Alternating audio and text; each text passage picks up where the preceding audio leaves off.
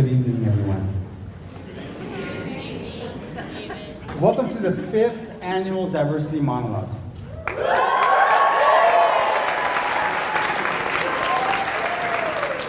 Before we get going, for all of you to see who you came here to see and who you came here to listen to, just want to give a shout out to our sponsors, Dr. Raymond Reyes, the Chief Diversity Officer here at Gonzaga University, the Office of the President, yeah, you can clap, snap, yeah.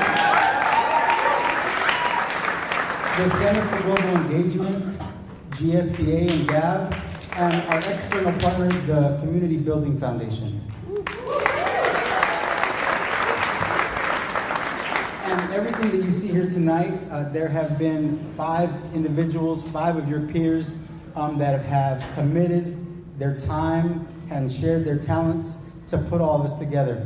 And that's your Diversity Monologues Planning Committee. And they are Brittany Clark, Grace Armstrong, Bridget Chow, Chris Navarro, and Uriah Mitchell. And it's almost like I'm accepting a Grammy because I have a few more to go to thank you. We have our UMEC staff, Juanita Hasso, Sean Washington, and last but not least, all of our work study students that have been street teaming all week, out in the rain, to get the word out too. So our judges for tonight. With monologues, something that's extremely intentional is we always have 2 staff or faculty judges, 1 student judge, and 1 member from the community, all right? So bear with me. Cecilia Voller is a senior psychology major from the San Francisco Bay Area. She is currently the GSBA Lectures Chair and has participated in a variety of clubs during her time at GU, including Gonzaga Without Borders and Model United Nations. For the entirety of her junior year, she studied abroad, and this last summer, she taught computer classes with CLP in Gonzaga in Zambezi in Zambia. Let's give it up for Cecilia. Yeah.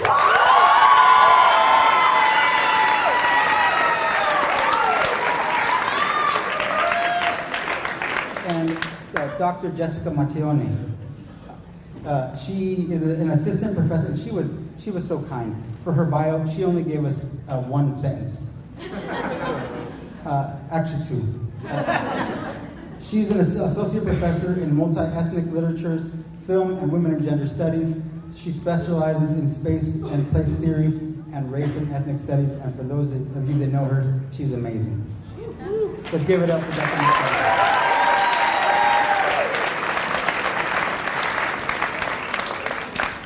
Dr. Raymond Reyes. Dr. Raymond Reyes, he also took it easy on us. He sent me his earlier his CV, which is 22 pages long. So he was nice, and he condensed that into 1 paragraph.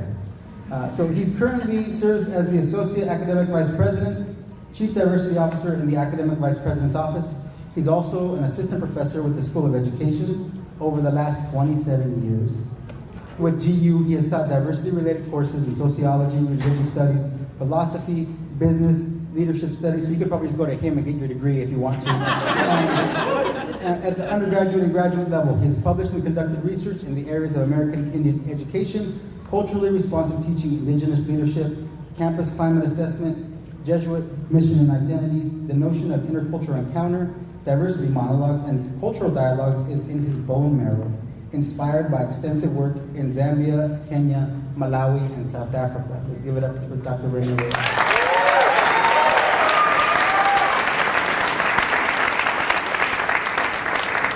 And last but definitely not least, tonight we are blessed with a community member, and I would be remiss if I didn't share. When we decided to go with the theme of history, one of the things that came to mind was that Gonzaga was a school funded and founded to serve Native populations.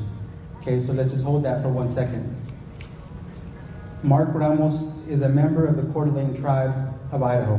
He's a veteran of the U.S. Army and the U.S. Coast Guard, and a 2007 graduate of Gonzaga University. Let's give it up for Mark Ramos. And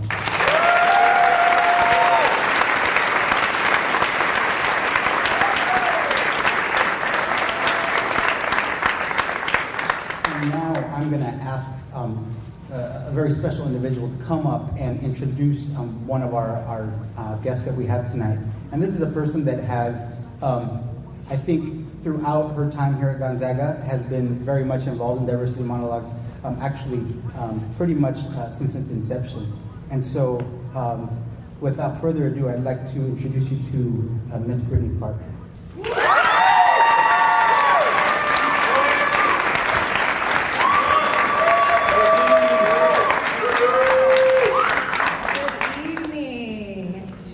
Incredible to see Cataldo filled with so much Gonzaga love, faculty, staff, community members, students. This is amazing. So thank you for being here to see these students behind me and hearing their stories. So welcome to the 5th Annual Diversity Monologues. I am a senior this year, and I requested to introduce a specific individual who actually started Diversity Monologues at Gonzaga University just 5 years ago. Now this individual, though I only knew him my freshman year, played an incredible role in my story at Gonzaga. You see, I met this individual a week before my freshman year at Gonzaga during this Bridge pre-orientation program. Yeah, it's pretty game-changing. And it's like college, but yeah.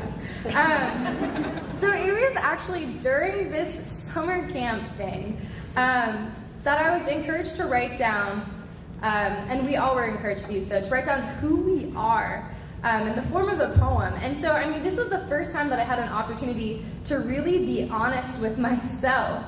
It's not that like, oh, I want to go to Gonzaga University, let me write a personal statement with all my positive qualities. I mean, this is real. Like, you got to confront yourself and say, this is who I am.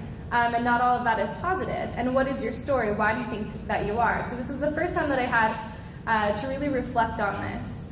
And this realness is what this individual, I think, brought to Gonzaga. Now, this individual taught me how to understand the importance of story and storytelling, how this was necessary to cultivate growth. He taught me how to be open to uncomfortable conversations, because it is in those spaces where we learn and we grow the most. He inspired me to act for positive social change through day-to-day engagement, like a conversation.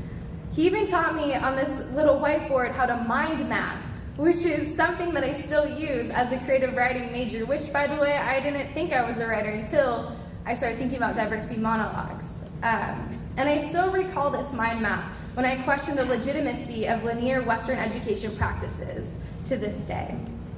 Now, despite the limited time that I had to get to know this person, because he did leave after my freshman year, he created an important space that empowered me to come to know my story, both struggle and triumph, and to discover writing.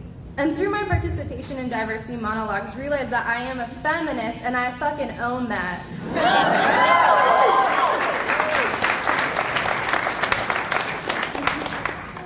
His legacy is very much a part of my ability to stand here tonight and soon be a first-generation college student.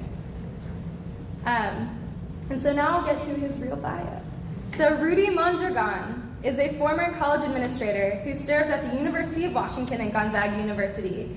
As an administrator, he incorporated his lived experiences in his work in order to challenge and support students in the development of their multiple intersecting identities. Through interactive workshops and informal one-on-one dialogues with students, he engaged critical questions about race, ethnicity, class, immigration, power and privilege, sexual orientation, gender, culture, equity, and critical multiculturalism. Rudy's purpose was to help students to see that the ideologies that they carry and develop inform their life's work and everyday actions. Mondragon believes that engaging in higher education is a time and place where students can embark on a journey of critically questioning the world around them and becoming self-authors of their multiple intersecting identities. It is also a place where, if intentionally done, students can develop a social justice lens that can help inform their work in multiple avenues post-higher education. Mondragon previously served as an intercultural relations specialist for the Unity Multicultural Education Center at Gonzaga University while he was here. He developed an annual program called the Deconstructing Series, where traditional holidays such as Thanksgiving and Halloween were critically interrogated for their multiple perspectives. He was also able to establish the Diversity Monologues, an annual program that fosters student voices and critically addresses diversity and social justice issues. He completed his Bachelor's of Arts in Chicano Latino Studies and minors in African American Studies and Education from the University of California, Irvine. Mondragon then went on to complete his Master's of Education, Higher Education, at Iowa State University, where he established the annual spoken word poetry event, I Slam, Therefore I Am. Currently, Rudy Mondragon is a doctoral student in the Chicana and Chicano Studies Department at the University of California, Santa Barbara. His research uses the support of boxing as a window to interrogate the performance of political identities, binary oppositions, implementation of racial scripts, spatial politics, and pedagogy. So it's with my pleasure to welcome Rudy Mondragon.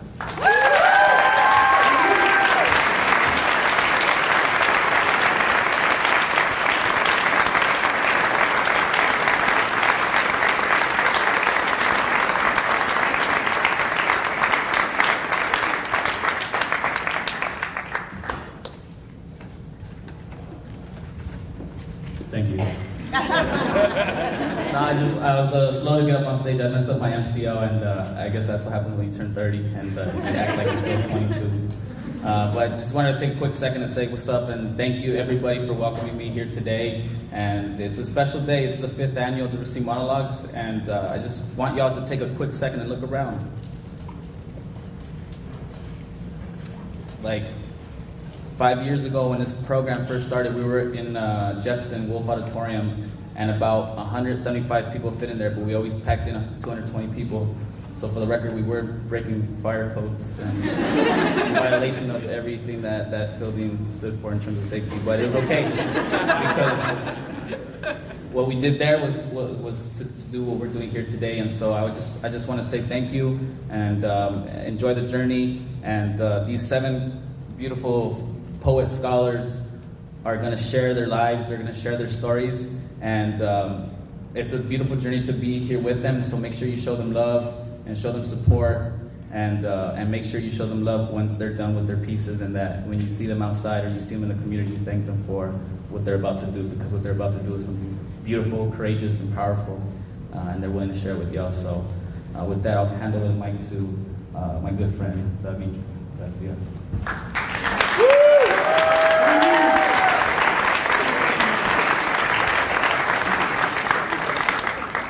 So we have one more intro, and that's it. That's it. One more intro. That's it. And it's a very significant intro because our second guest today, Rudy, got Diversity Monologue started here at GU, and this individual helped start Diversity Monologues like from nothing. I mean, from stuff that was here before in oral tradition, but he helped put it together and conceptualize. And his name is Michael Benitez Jr.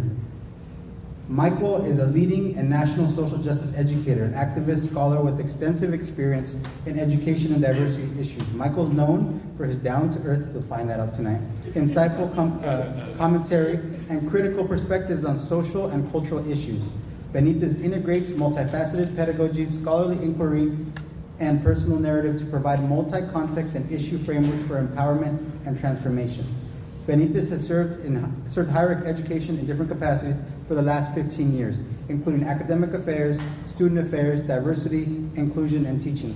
He is the co-editor of the anthology, if any of you have seen the movie Crash, he was a co-editor of the anthology Crash Course, Reflections on the Film Crash for Critical Dialogues About Race, Power and Privilege, a collection of essays by some of the country's most prominent and anti-racism writers, scholars, and activists, and has contributed to Being Latino Online Magazine, the American Mosaic Online Database, Culture Centers in Higher Education, Perspectives on Identity Theory and Practice, Rebel Music, Resistance Through Hip Hop and Punk, that just came out this year, check that one out, and has been featured in educational documentaries including Cracking the Codes, The System of Racial Inequality, and The N-Word, Is There a Message to the Madness? He completed both his bachelor and master's degree at Penn State University, where he also worked to help revive and strengthen the university's college assistance migrant program. Throughout his career, he has been recognized with several leadership awards as he's served increasingly broad and challenging roles. As a director of diversity initiatives and social justice at Dickinson College, he established the Diversity Monologues, an ongoing annual program aimed at highlighting the creative talents of students while addressing diversity and social justice, a program he has helped implement and shape at multiple institutions. In previous roles, Benitez has served as Director of Intercultural Development and the Black Cultural Center at Lafayette College, as adjunct faculty in the Graduate School of Leadership and Professional Advancement at Duquesne University, and the Director of Intercultural Engagement and Leadership at Grinnell College. And this is just a summary of everything that he's done. A highly sought out speaker and workshop leader at conferences and colleges across the nation. We had to reach out to him last May to get him here today. Benitez has authored book chapters and articles on topics of identity, cultural centers, ethnic studies, pedagogy, and hip-hop culture. He often collaborates with leading scholars and activists in the field of anti-oppression and social justice, education, addressing issues related to diversity and multiculturalism, identity formation, race, ethnic relations, knowledge representation and production, youth and leadership development, pedagogy, and praxis. Currently, he serves as the Chief Diversity Officer and Dean of Diversity and Inclusion at the University of Puget Sound. Let's show some Gonzaga love for Michael Benitez.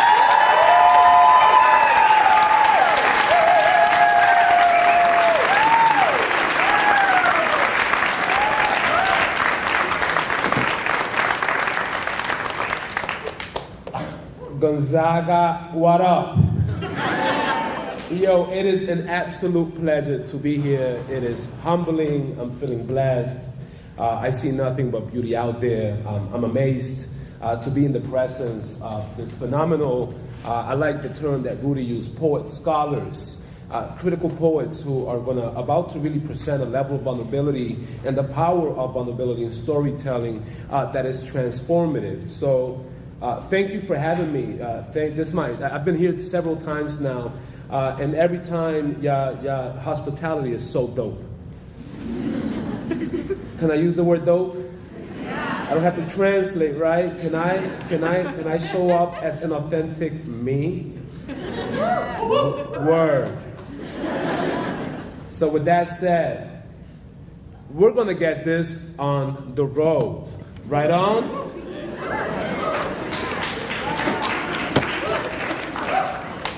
Because I know y'all been waiting for a while. Women are backbone and eternal thrones warring paving paths of miraculous stories that silently serve the essence of strength and transformation. Breaking chains of patriarchy through unspoken and syncopated echoes flowing freely, naturally, elevating waves of endurance, contagious to the soul, reaching feelings untouched, hearing sounds unheard, exposing the obscure presence denied to the raw eye, unknowingly, the backbone, the root.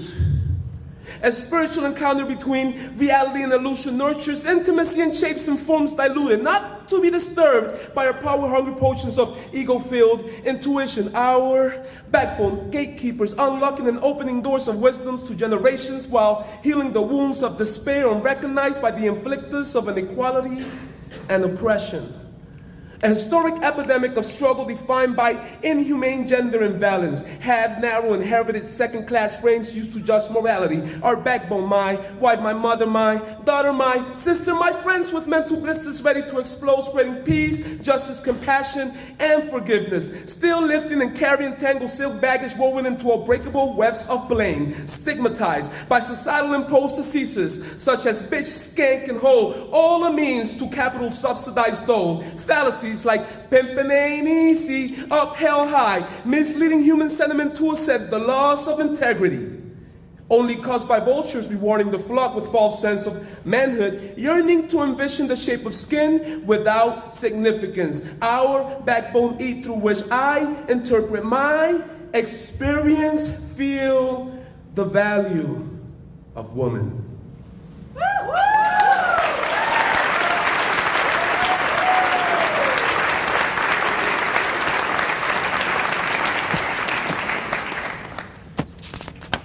So we're gonna get this popping.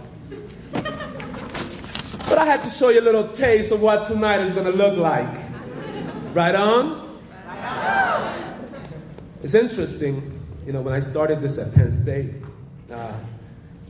me and my frat brothers did it because we felt like it was relevant, and it was that time in the mid-90s where spoken word was really beginning to be utilized in the scene. So I do want to give a shout out to the Vagina Monologues, because that in itself inspired me to say, why can't we expand the spoken word and utilize that to also do something beyond the monologues, Vagina Monologues, to be social justices, include other areas. So with that said, I want to invite the first poet up to come and wreck some game. Please join me in welcoming Tran Tran.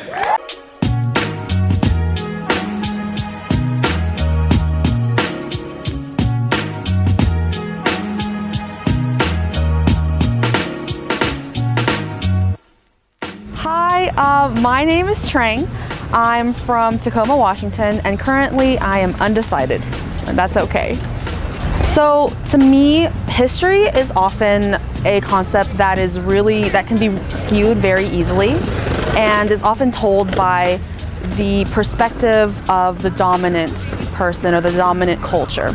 And so a lot of times history, many people's histories aren't told, and sometimes I feel like history is like an iceberg and you only see the surface, but there's so much more underlying that you don't see and you don't realize. And so oftentimes a lot of people are forgotten, a lot of perspectives are forgotten, and a lot of pain, a lot of misery, and also a lot of beauty isn't recognized as well.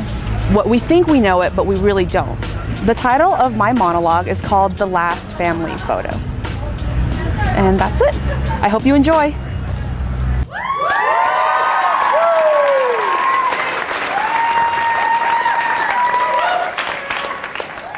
I looked over the items on the packing list. Sleeping bag, check. Pillow, check.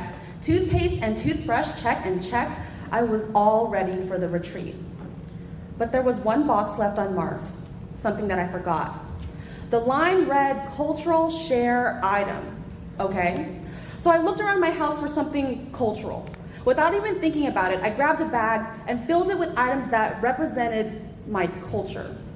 I grabbed some chopsticks, a rice bowl, some nail polish, one of those red envelopes we give out for New Year's, and a photo of my mom's family back in Vietnam. That should be good, right?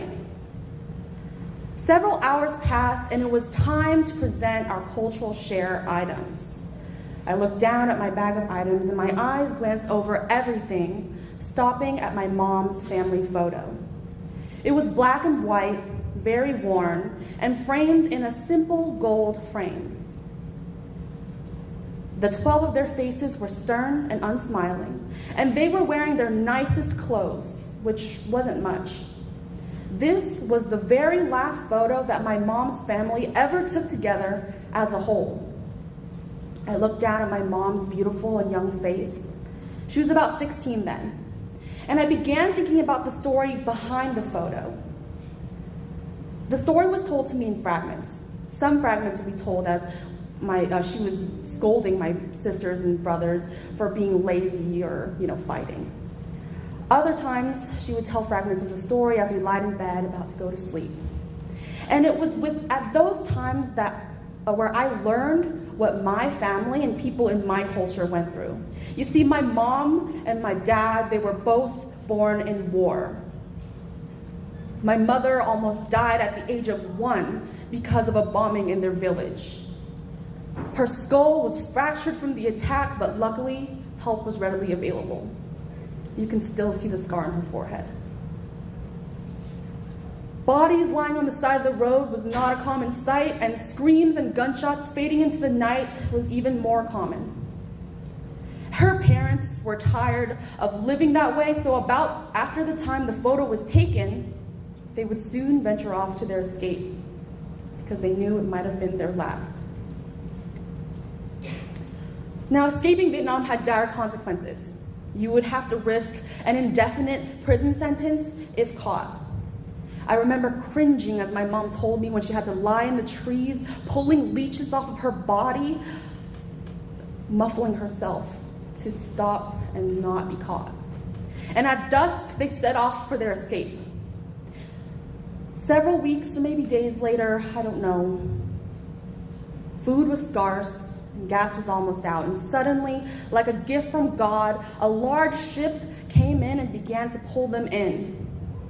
They were violently shoved into a room below deck, and slowly the men on the ship took members of my mother's family out one by one. And days later, it was just my mom and her little sister left. The door slammed open, and the men grabbed my mother and her sister, and you can imagine what these men would do with two young ladies. After all of this, their bodies were thrown into the ocean, battered and bruised until they floated down to a refugee camp in Thailand. And they'd spent 2 years there.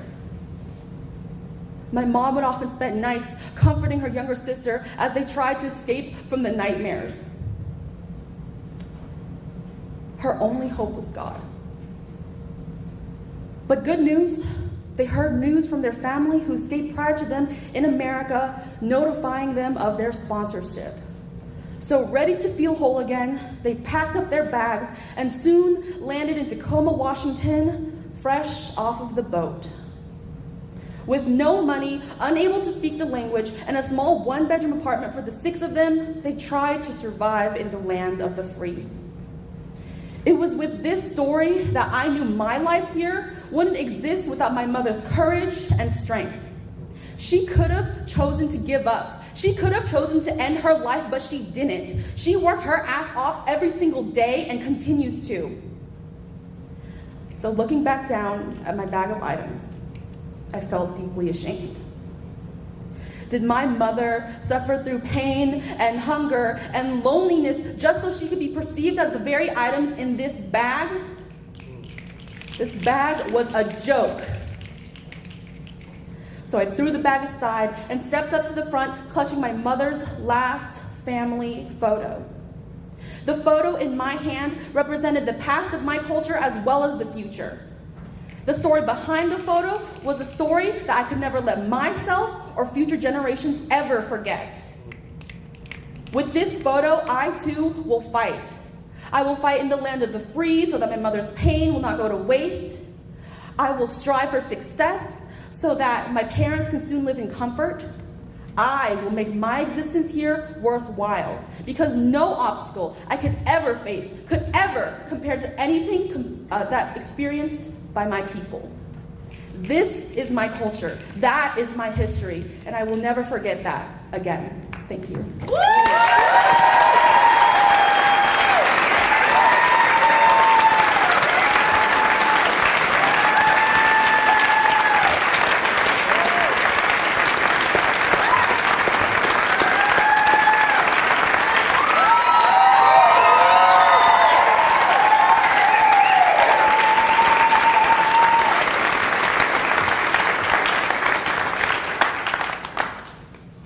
That's the power of story.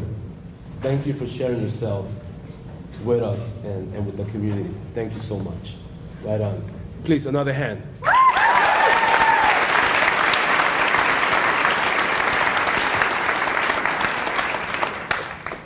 You know, it's really crazy, right? Because, you know, growing up, you know, I grew up in poverty, moved from Puerto Rico, and, you know, I'm that cat who grew up in the mountains, and every morning, you know, my grandfather, mi abuelo, you know, what he had for me, you know, so we had mad fruits. I grew up in the Caribbean primarily. I was born in the mountains of Puerto Rico. So I'm a country cat. Don't sleep, that shit can get dangerous. Right? Because I was one of the oldest ones. So if there was a hurricane and the streets got flooded, who goes to unclog the drains in the streets? The older ones. So I'm walking, the water all around me, and I'm like, hey, what's up, salamander? What's up, alligator? What's up, frog? And I'm just like, I'm so glad Puerto Rico is not Australia.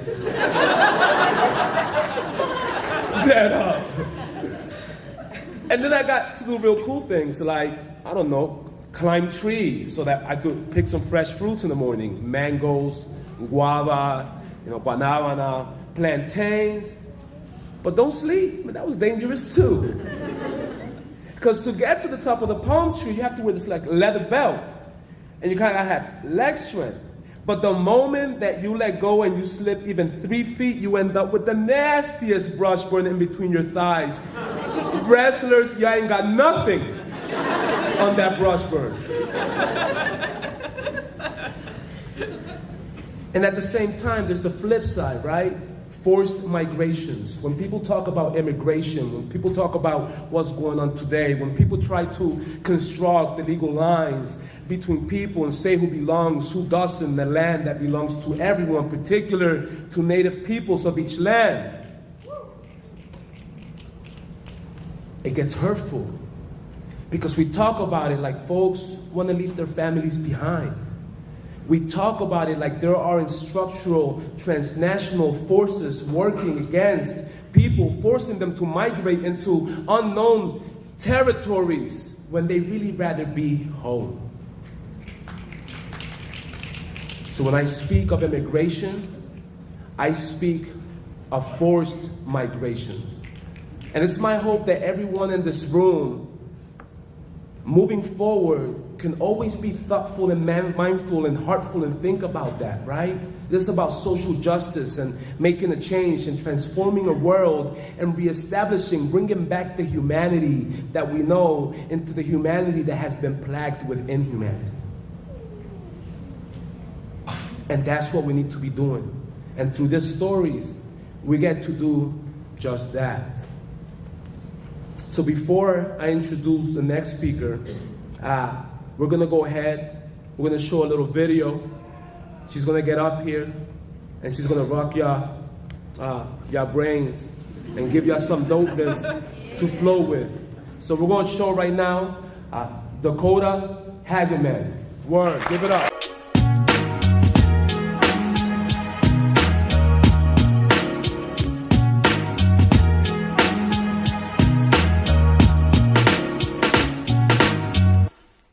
My name is Dakota Hageman. I'm from Monroe, Washington.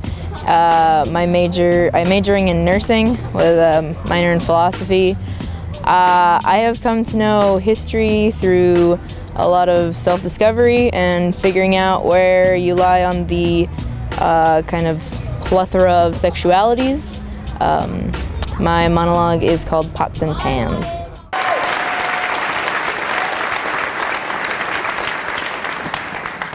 To say so much more there, but cameras, man.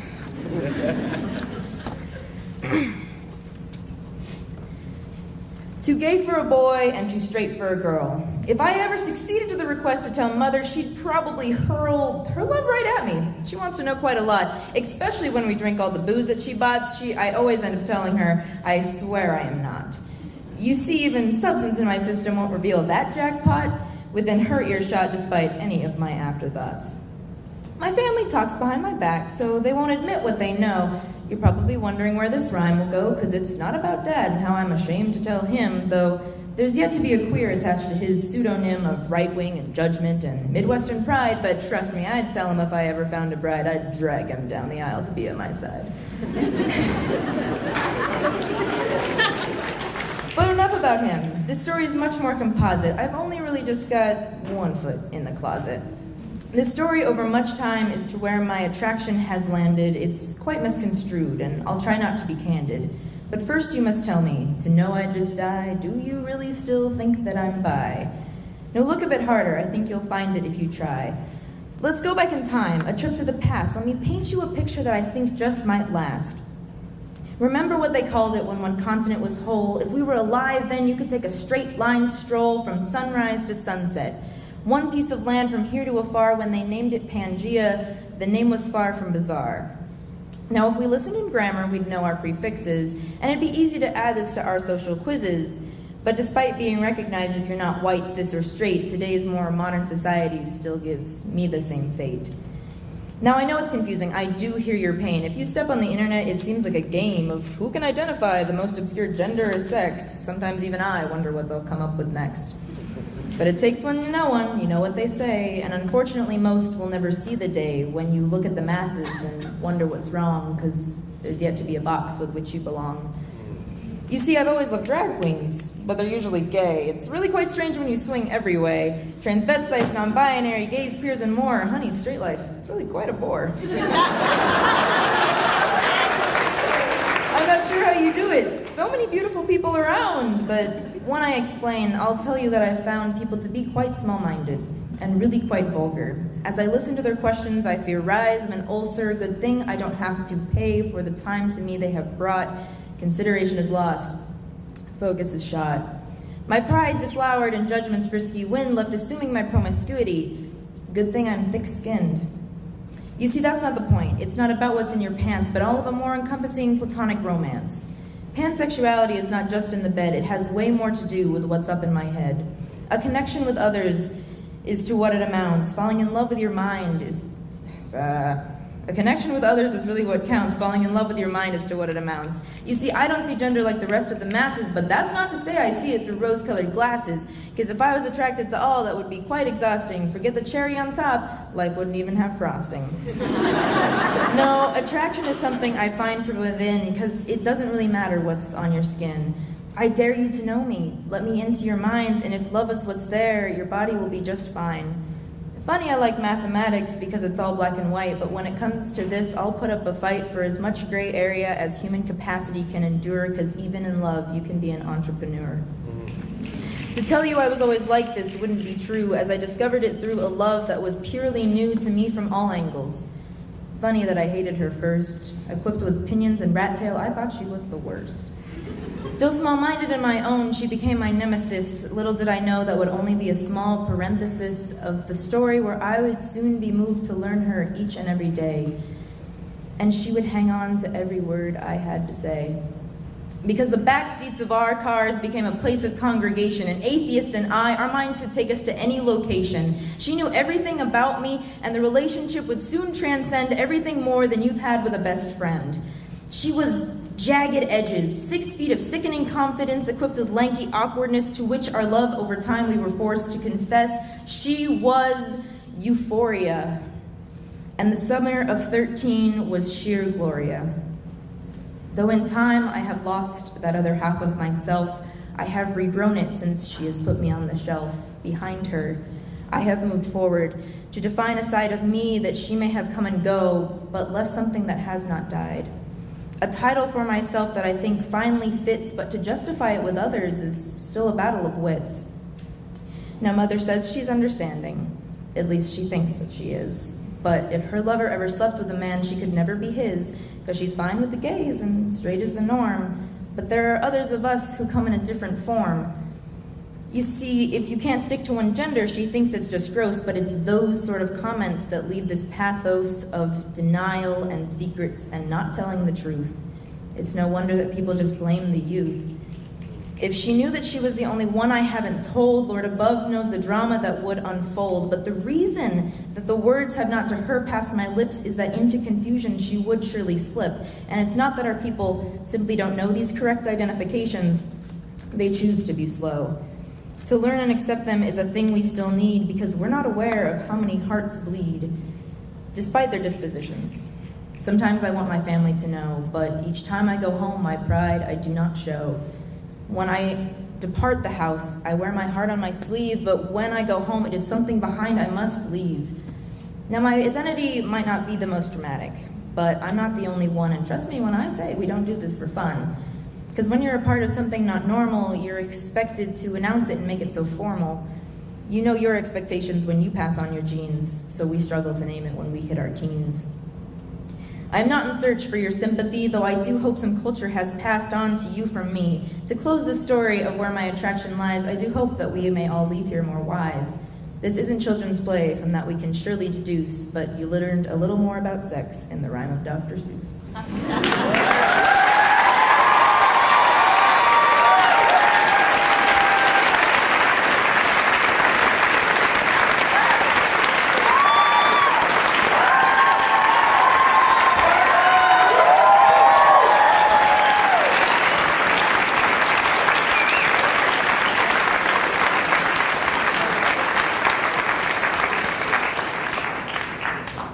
Gonzaga, y'all have some brilliant students. Give yourselves a hand of applause.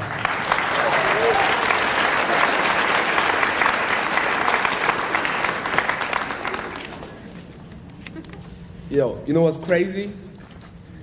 So, unfortunately, a lot of cultures, we grow up being told that the concept of sexual orientation and gender identity is solid and non-fluid, and it leads to a lot of people growing up fearful, not really knowing the boundaries of how beautiful humanity can be.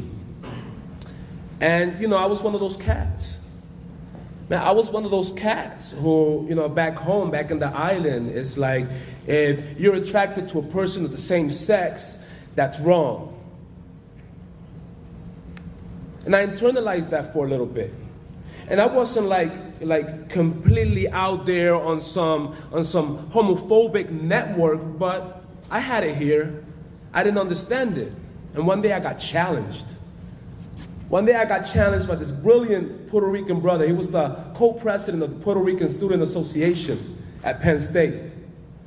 And what's crazy is that, man, this is why I got a little vain. So can I keep it real with y'all? Little reflection here. So the brother was looking at me. And I was like, damn, this cat's looking at me. So I'm looking at him, you're like, why are you looking at me? And he turned to me and said, there ain't nothing attractive about you. So, papito.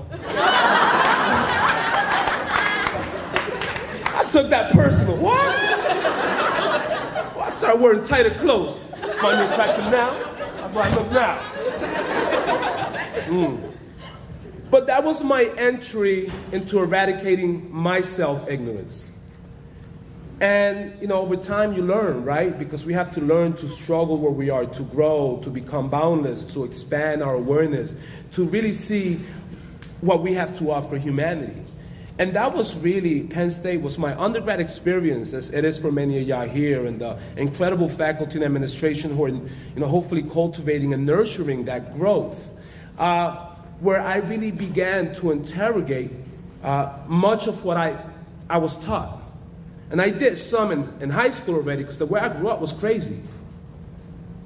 Like I was that cat. Like my mom, she would walk around all the time. So I grew up in poverty. I'm in the hood, Puerto Rico, New York, PA, sheltered for 2 years, homeless, all that stuff. But it's not to chill there.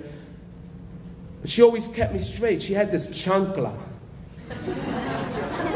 She had this slipper, the chancla. That was an amazing chancla. And when I do something wrong, she'd take that chancla, take it off, and she'll have it in her hand, and I'm like, damn. And I will always try to hide it, but it's like the chancla never left her feet and then never left her hand. And when she went to swing it, she would swing it. She'd be like, oh, blah, blah, blah, blah. And she'd throw it, and that chancla just go, ta, ta, ta, ta, ta, ta, ta, ta, and then it would be back in her hand. And it made no sense. The power of the chancla. But my mom is dope, right? Because she confused my friends, So when we were in the hood, and, after the last time that I finally was like, I'm going to get it together because I'm going to go to college. I didn't know how, but I'll do college. You get good grades, we'll make it happen. First summer, I come back from college. And I went to Penn State.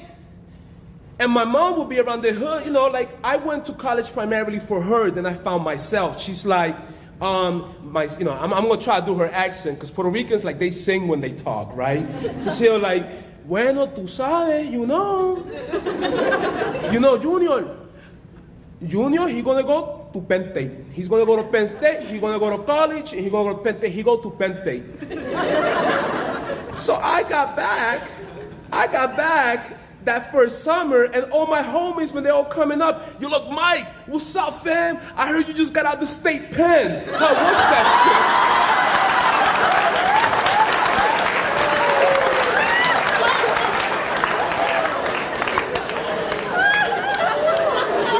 I'm like, no, fam.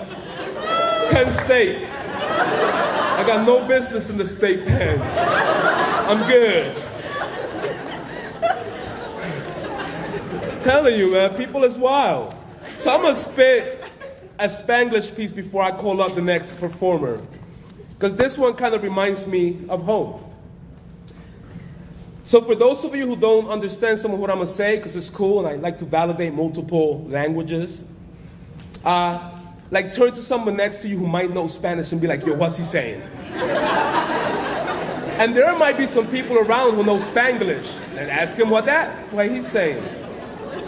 So, here it goes. This is called Puerto Rock Hiba slang. Levántate, boricua. Wake up to the sweet scents de los gallos croqueando.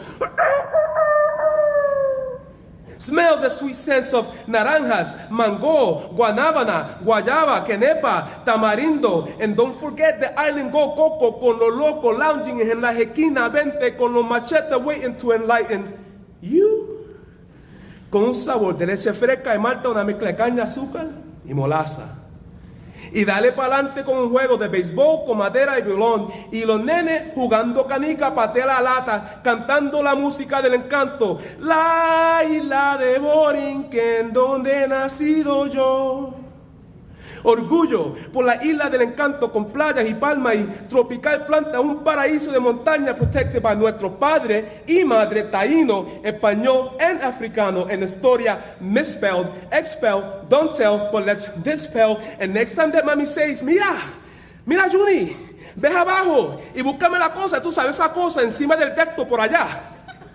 You know exactly what she means. Watching los jíbaros, bailando la salsa, el merengue y la bachata, o a los chicos y las chicas con reggaetón, se encuentran en la charla, talking about yanche, papo, yanche, pero eso está gufiado, brother, eso está gufiado, eso me gusta, pero me gusta con cojones. Los caballeros, compañeros, con mouthfuls de llame y autía, las damas hablando sobre novelas con plato y batata y yuca con calabaza, todas andando en la finca con los lapos a lagartijos, escondidos con madera y entre prasillos, masticando chicharrón, con arroz y gandules, habichuelas tiernas y plátanos maduros, terminando con flan, un cafecito con leche o cola champán. And then, bueno, ya tú sabes, alabar al Señor. Y no te olvides del sábado gigante, porque siempre en domingo ya se acabó. Al fin del día, con la familia te retira y dale, acuéstate, duerme boricua y duerme. Y dale para adelante y dale para abajo, chileando, con los sapitos abrazando y los coquís cantando.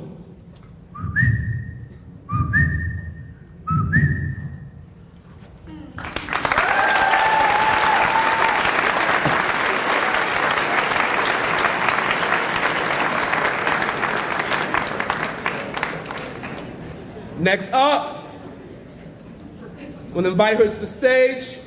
We're going to show a little video first. Please give it up for Gladys Suarez.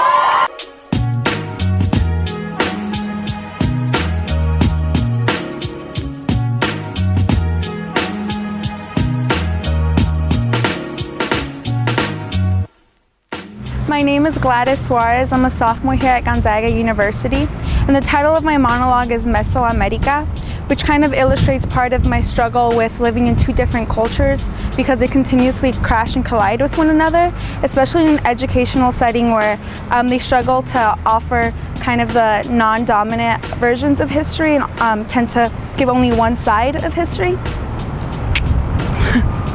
That was it.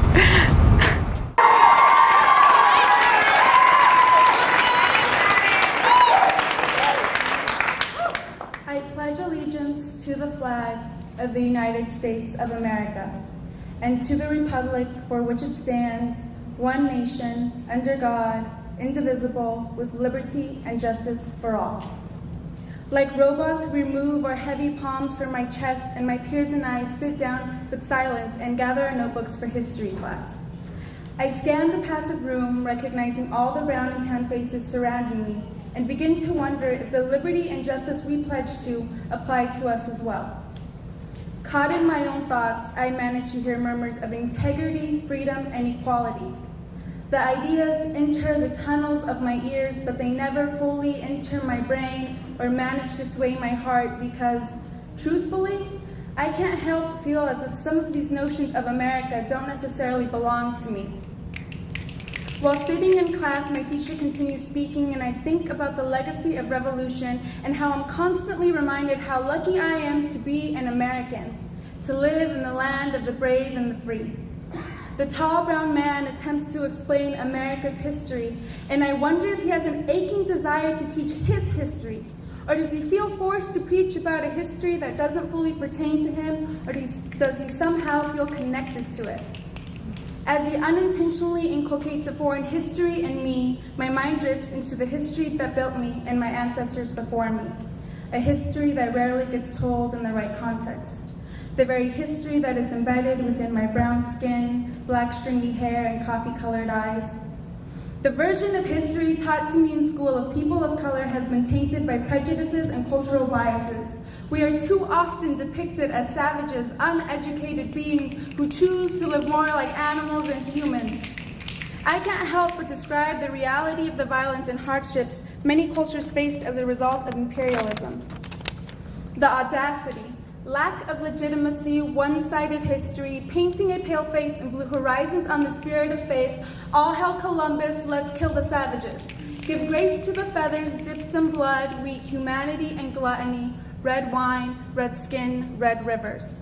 Incas, Navajo, Aztec warriors, indigenous, a blend of dialect and earthly tones, oh so beautiful, all hail New Spain. Ripped folk skirts, blood streaming in between brown legs, black braids cut in the name of Christ, dialect of pain slipped through their tongues, Spanish tongues tied to the rim of the border, annexations of family, John Smith is calling my name, wetback, beaner, spick. The process that constructed my people is a painful one, filled with hate and brutality. We are mestizos, a combination of Spaniard and Indio and something else along the way. I am a product of colonization, rape, and violence. My mother, pale like the moon, was born from a green-eyed woman and an unknown man. My father's skin resembles brown sugar and caramelo. His mother wears long, colorful skirts with a beautiful matching salt and pepper braid. Again, the word eagle comes to mind. The mighty eagle of freedom America claims as theirs, Mexico depicts on their flag, and we tend to forget that the eagle we idolize as Americans, los Mexicanos on the south side of the border look up to as well. And I choose to understand its symbolism through the cultural stories I have grown to learn, where the sun god told the Aztecs to build their home upon the land where they saw an eagle perched upon a cactus with a snake in its beak, and so Mesoamerica, known as Mexico, was built. The beautiful thing about the eagle is that it soars and it knows no borders, and it stops where it pleases. The bell rings. Class is over, so we rush into the hall speaking the language between Spanish and English called pocho in my mother's terms and now known as Spanglish. We all understand one another, and no one ever taught us to speak this way, but we do. Ooh, I didn't realize that was happening. Okay. The sad thing about our pocho language is that through the years, our native tongues have lost their ability to naturally rumba and tumbao. Instead, English attempts to stiffly and lifelessly dance in my mouth in unison to the rhythm of my Spanish roots. Pocho means rotten or discolored fruit. To say that we speak a language that lacks color and life means we have lost a part of our identity through assimilation, the same notion Pancho Villa revolted against. You see, the American dream dangles in our tongues, but we haven't yet tasted its sweetness.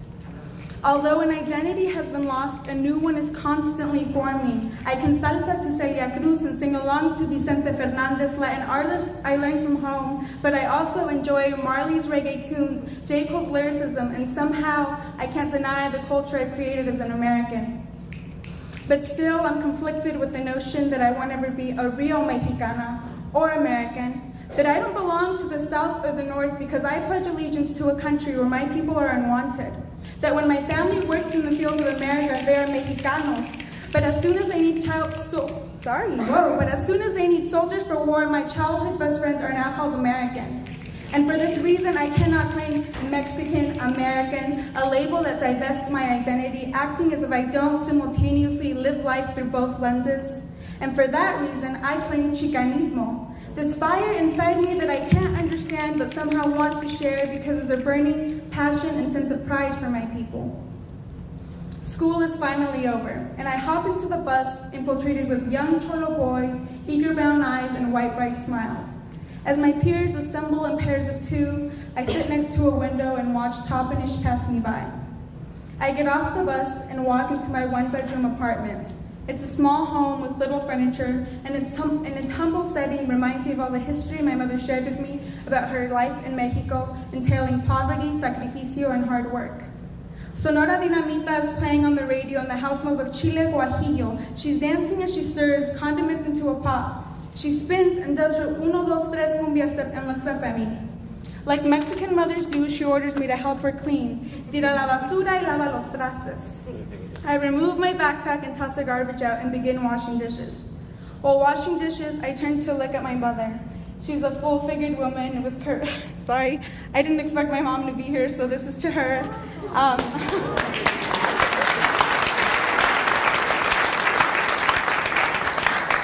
I turn to look at my mother. She is a full-figured woman with wide hips. She has the ability to light up an entire room with her smile, and she prides herself on her thin, pointy nose and light eyes. I look up to her even though I am taller than her and wonder if I'll ever be half the woman that she is. My mother crossed the border with my father in hopes for wow, hold on, let me do that again. My mother crossed the border with my father in hopes for a better life, and after he was imprisoned and deported, my mother raised my sister and I alone with no English and very little formal education. The story of my people is one of struggle and tenacity, the one where los inmigrantes cross a man-made border with the help of los coyotes fleeing from both La Migra and los Zetas, and once we get to America, the illusion of our mighty United States crumbles. Because the brown dream we created about the Norte is not the justice and equality it always advertises to be. I continue dancing and singing with my mother, and we sit down to eat enchiladas rancheras con pollo, while talking about how my dad sold drugs, those hot days in the fields, and what chemicals we should use when cleaning people's furniture. It's the stories of the migrant worker, the drug dealer, the house cleaner, the Chicana daughters, Mexico lindo, and America, the land of the brave and the free. Although I have no land to claim as mine, I claim it all. I envision myself as the boundless eagle belonging to both Mexico and the United States, a tale of a divided home and a desire for freedom. So here I am, standing in two different spheres of history. I pledge allegiance.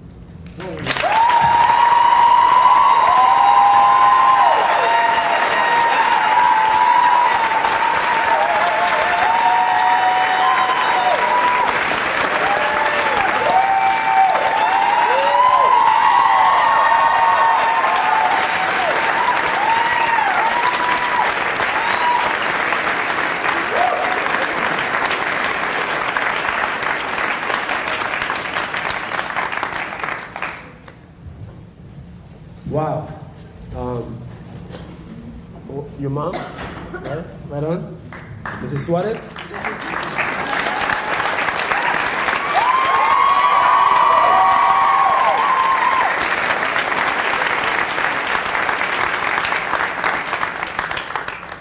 Y'all gonna chill me. Y'all gonna make me cry. No, it's crazy. You know, parents, they sacrifice so much for their kids, for us eventually as we grow to go to college, for us to have a better life. They really commit themselves to us, and to have Mrs. Suarez, you present here is beautiful, and to acknowledge that is incredible, and it makes me think about my children and my partner in crime, who is my soul. We've been together 17 years, and wow, It's amazing. So I'm in deep thought right now. That's right on. Respect. Good job. Going back to this thing called immigration, right? It's crazy. I mean, you're talking about the folks who do some of the hardest work in the U.S. and the amount of people who end up in detention centers. And I know because Tacoma has one of the biggest ones, and all the time we're there trying to contest it and getting rid of it. And we have a structure to deconstruct and break down. But it's going to take all of us to do that. So please remember that silence contributes to the violence. And that here in higher ed, you have a haven, a space where you can actually contribute to that dismantling of oppressive systems. In a safe space where you don't have to worry about getting beat down, where you don't have to worry about so many of the issues many others have to worry about. And that's part of higher education. And that's the mission, right? Partially of Gonzaga. Social justice. And you could raise brilliant people. I know because I have 3 children. And one day my son came home and he said, "Dad, I'm going to boycott the cafeteria." And I was hella happy. I know I'm from New York, but I know I picked up a little Bay Area. A lot of my people's from the Bay. And me and his mom asked him, we're like, "Mira, papito, what's up? What's going on? But why are you boycotting?" But you know, inside we're like mad happy. We're like, "Wow, our son's a little activist. He's boycotting the cafeteria. You hear that, baby?" So we say, "What happened?" He's like, "Well, Dad," right? He was 8 at the time. He's like, "Well, Dad, so I was in the cafeteria and I got my lunch, and so when I was going to eat it, I found a piece of hair in my pizza." So I'm like, "Okay, well that's his justice, right? Okay, he found a hair on his pizza." And when I went back to the lunch lady, she wouldn't give me another slice. I was like, "That's foul, yo. I'll give you another slice of pizza, right? You ate, you know?" So he's like, so I decided to boycott the cafeteria. So Mom, I'm going to need you to pack my lunch from now on.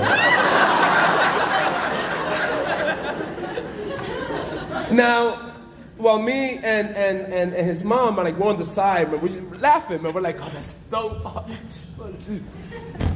My youngest daughter at that time, she was 5, is asking my son, "Mikey, what's boycotting?"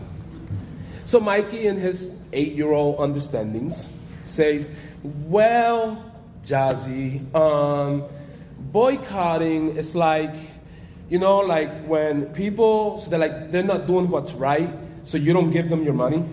I'm like, okay, that's a real cool understanding, right? So then Jazzy, turns to us and she's like, "Mom, I'm gonna need you to pack my lunch." And so we turn around and her mom is like, "What's up, baby? ¿Qué, mamita? Are you boycotting the cafeteria too?" But this is how you know brilliance is nurtured. Because my daughter stood back and she was like, "No, I'm girl cutting in the cafeteria."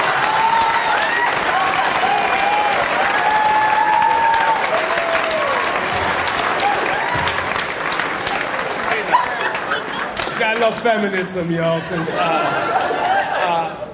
and I want to put that out there before I bring up the next person. You know, I want to take this moment to give props, a serious amount of props to women, because historically, we often talk about Cesar, but we don't talk about Dolores Huerta. We often talk about MLK, but we don't talk about Ella Baker. We don't talk about the Grace Lee Boggs. We don't talk about the powerful and incredible woman that made it possible for justice to be a possibility.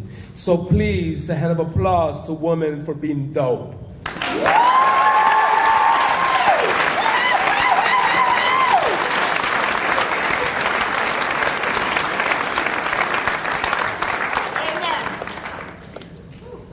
I'm going to invite the next person to the stage, keep the flow rolling because this is phenomenal. We're going to watch a little video, and then we're going to have Jordan Cotton come on stage.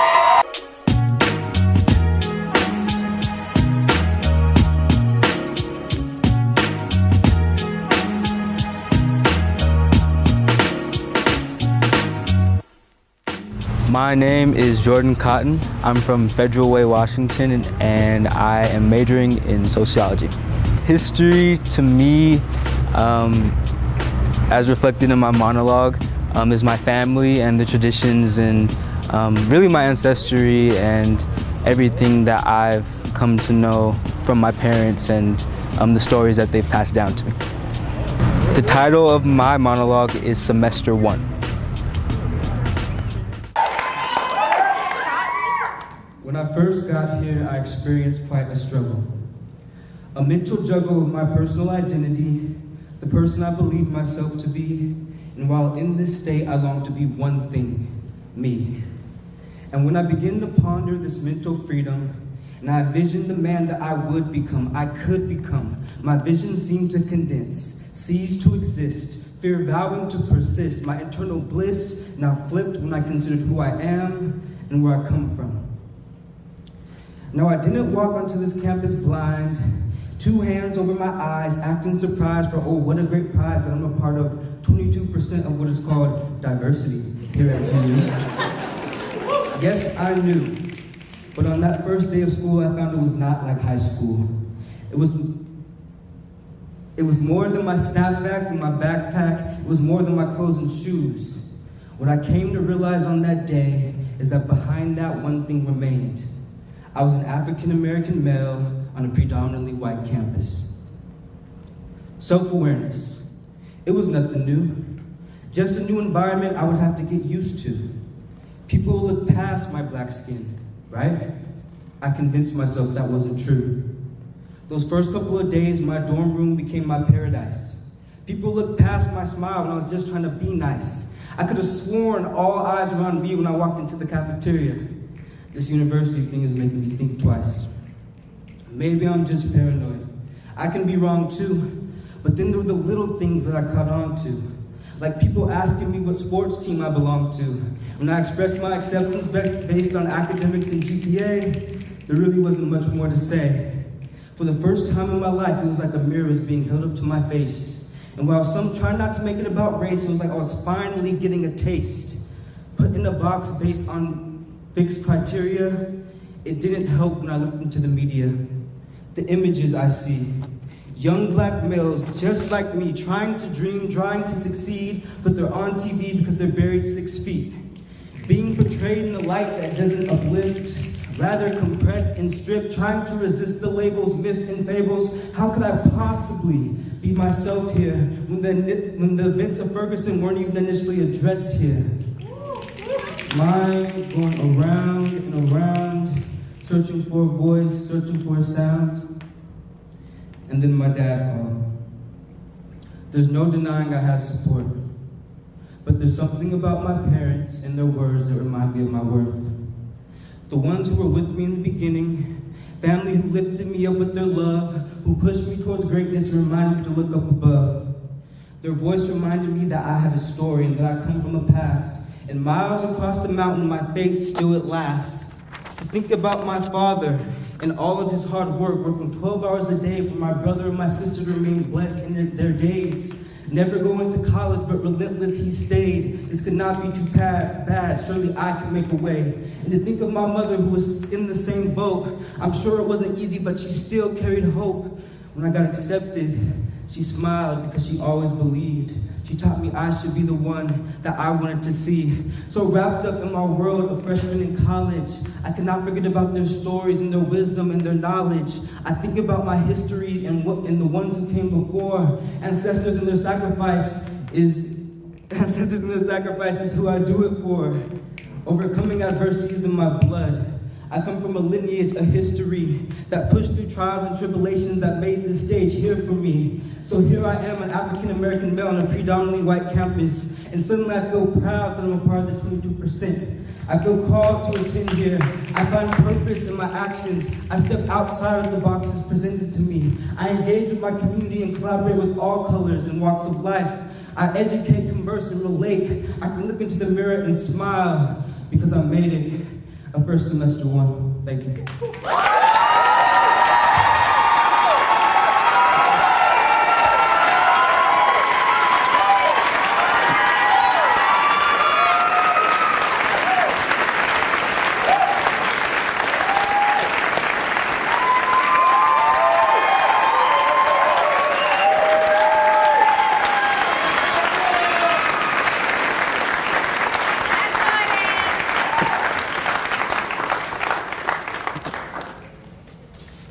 It's crazy, the power of stories, how we spit them, as in flow, not to spit, but to spit. I gotta translate sometimes, because I bring myself to my role. When I was at Lafayette College, one day the president, President Wise, was walking by and I was there chilling. He said, "Mike, how you doing?" And I said, "I'm chilling." So he said, "Oh, cool." And I had to think, damn, I'm in academia, that's right. Hood and academia must collide. Meet halfway. So I came up with the most brilliant thing I thought I could come up with at the time. I said, "Hold up, President Wise, I am chilling productively."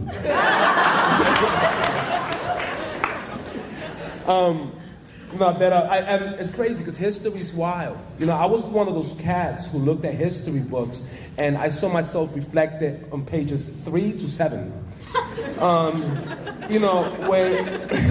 Where they talked about Christopher and how he founded all this stuff. The cat that got lost, right? And then I'm like, well, they didn't call the Americas the Christoricas. They called it the Americas after Americas Vespucci, not. So who's really getting lost? And what's going on here? And I started to challenge, right? So I started to get critical, really try to understand my place. Now I mess with people, and people ask me where I'm from. They're like, "Where are you?" Right? Because I get that a lot. A lot of people get that. In college, I get that. It's like, "Where are you from?" I'm like, "I'm from New York." "Nah, like, where are you from?" "Oh, my bad. I'm from Washington Heights, New York." Like, "No, where are you from?" "Oh, okay. Well, I lived in PA, in Bethlehem, PA." "No, where you really from?" So I'm like, damn, like, what you want to know?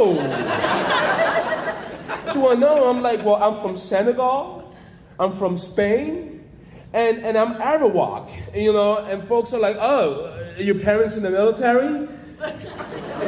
I'm like, "No, I'm Puerto Rican." Right, we gotta kind of know this history. I was also that cat who got the test and I understood that I can just be like, "This is wrong." But I can just say I'm wrong because I'm trying to get an A, because I need to move forward. So I gotta resist. So I'm like, okay, what's the answer that they want to hear? The one that I read in the book. It's B. B. Arrow what you want to hear. Long arrow to right side of page. Here's the real answer. None of the above.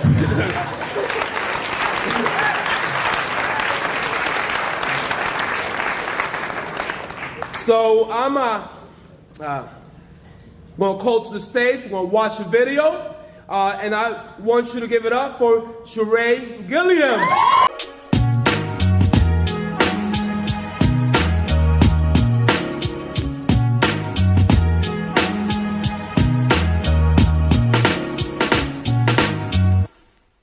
My name is Sheree Gilliam. I am a criminal justice major with a minor in poli-sci, and I am from East St. Louis, Illinois. I've come to know history through amazing teachers that I had growing up that were able to show me a history that wasn't included in history books, which is always unfortunate, but I'm always glad that I was able to have such great teachers that were able to show me a history that wasn't necessarily talked about that much in class. And the name of my poem is A History Deferred.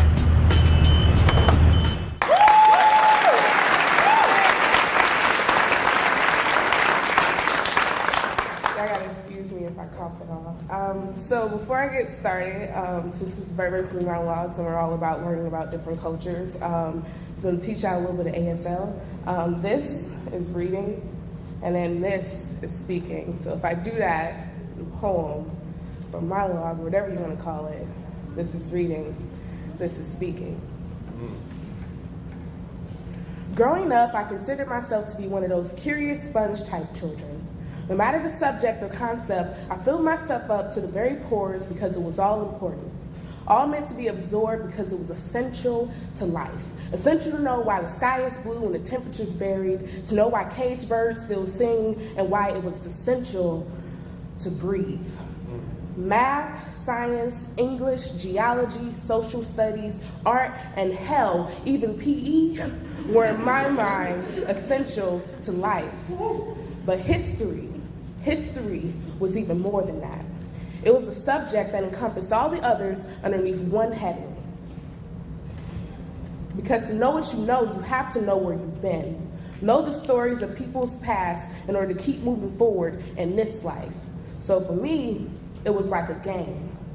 History was this way of collecting all of these individual facts that somehow came together to form one cohesive unit. It was more than just the subject, but the study of life. It allowed human beings to truly understand other human beings because every life was precious and should be valued. So for as long as I can remember, history had no must be learned.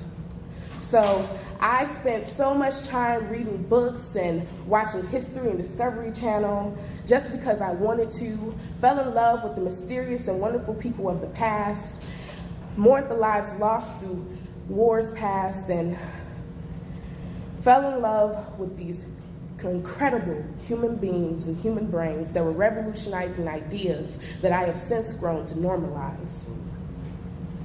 History was beautiful because it was always certain. And no, not certain in the fact that every detail could be accounted for, but certain in the fact that everything that was documented was what you could possibly know. But at the age of 11, my ideas of history came tumbling down. Sitting in the class at Wybetta Young Middle School, the girl that thought that she knew it all was quickly put into her place. My crazy, and let's face it, jaded history teacher stood at the front of the class and uttered the words, the East St. Louis Massacre. You see, in 1917, on a hot July day, one of the bloodiest race riots in U.S. history took place not in Chicago or Memphis or in Montgomery, but this small town that I grew up in. At that time in history, blacks had started to migrate up north from the south in order to find work. East St. Louis was a prime job market with a gigantic train yard and plenty of people needed to work it. And although slavery had been abolished, those train tracks marked the borders that blacks were not allowed to cross after dark, like a shackled noose that was ready to jump up out of obliteration to put them back into their place. But despite the racism, blacks still migrated up north to this one city looking for work. So much so that on July 2nd, some whites decided that the city was becoming a little too overpopulated for their tastes. Black homes were set on fire, and as blacks were forced to run out of their homes, they were met with gunfire. And over by trees, blacks were being lynched, and black babies were being launched into the air like target practice and being met with unfortunate shotgun ends. The horror and tragedy that was seen that day was unspeakable. Nothing had ever graced this country like so. The NAACP was so shocked that they sent W.E.B. Du Bois and Martha Grunick to investigate the matter. And there was it labeled, the massacre at East St. Louis.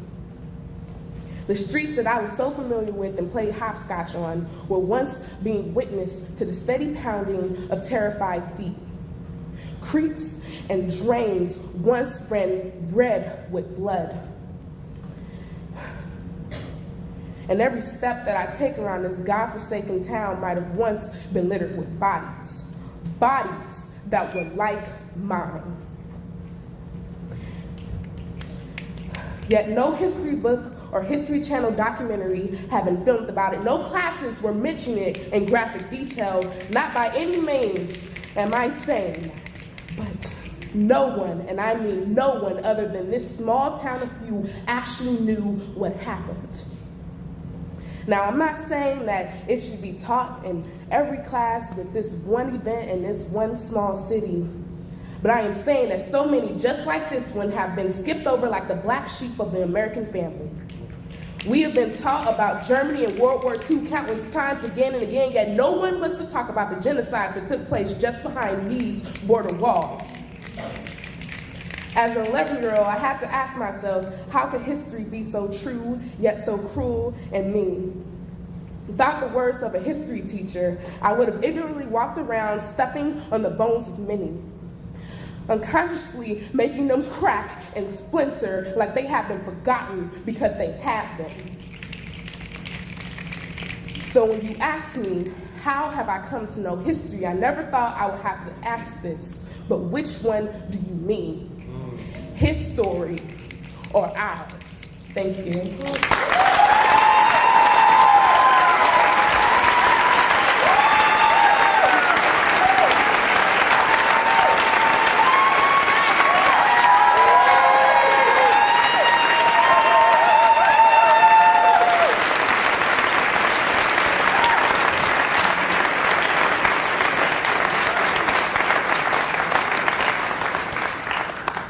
You know, it's crazy because we're in these times when we feel like we should be taking steps forward, but nationally there's this fear, and it's demonstrating that we're taking steps backwards. And it's going to take all of us to challenge that.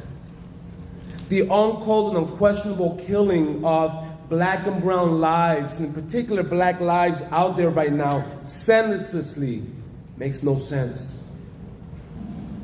And I ask everyone here to not wait until it's your homie that it happens to care. I see it happen all the time because it's a human issue, and racism is still real. And I know personally, but I also know so many people. I grew up where I grew up. The first time I was 14 years old and the cop put a gun in my mouth. For no reason, I was 14. Even though I was a badass. Do you have to put a gun in my mouth?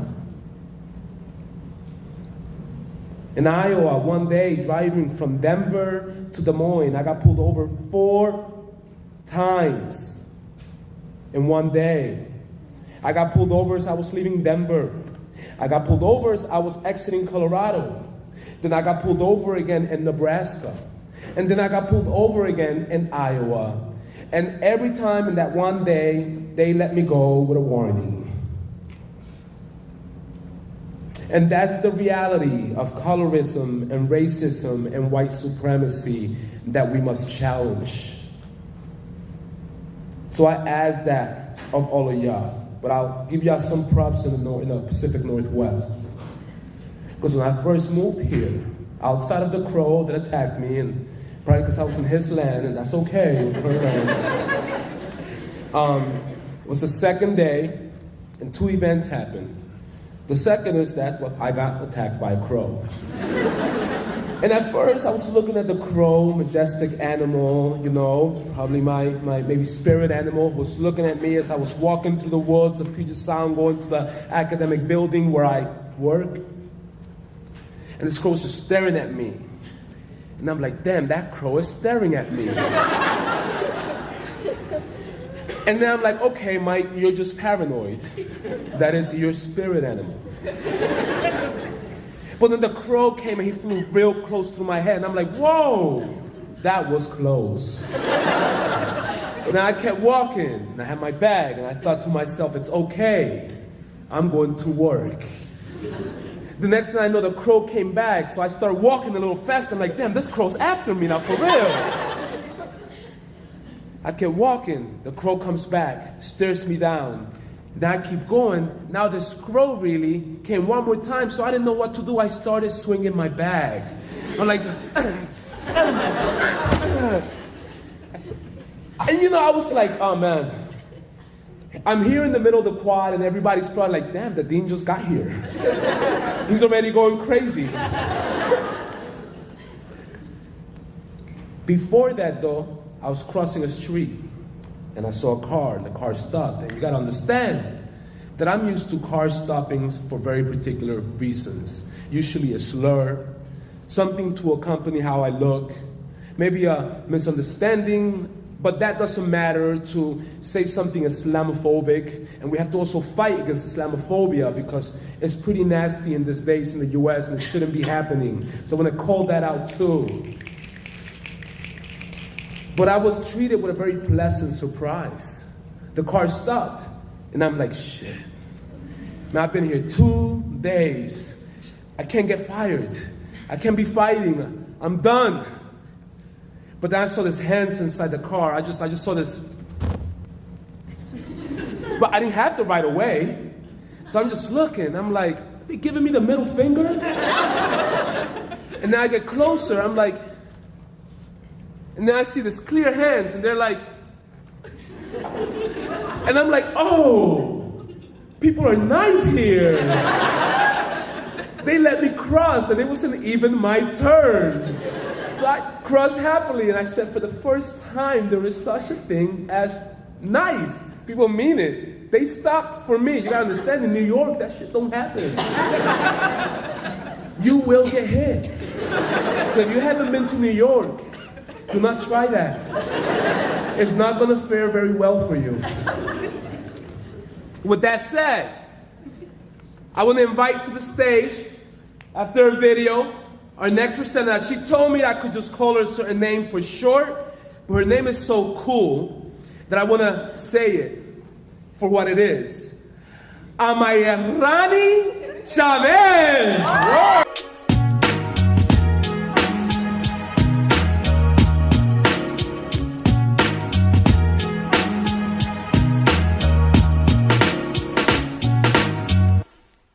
Hi, my name's Amarani Chavez, but most people just call me Rani. I'm from the San Francisco Bay Area, and I'm studying secondary education and English literature. And how I've come to know my history is kind of through different life experiences and stories that have been passed down through different generations. And the title of my monologue is Gravity. Boom.